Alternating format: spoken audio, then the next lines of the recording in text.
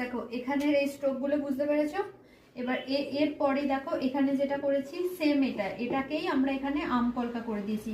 এরপরে যখনই আমরা পাতা করব কি করব, এইভাবে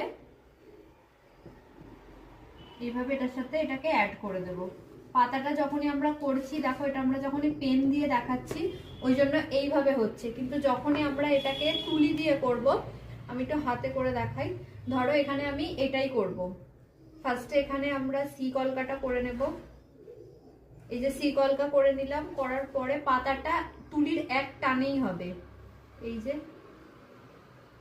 এক টানে। যেহেতু আমি এখানে দেখাচ্ছি তার জন্য এখানে এইভাবে পেন দিয়ে করতে হচ্ছে এইভাবে।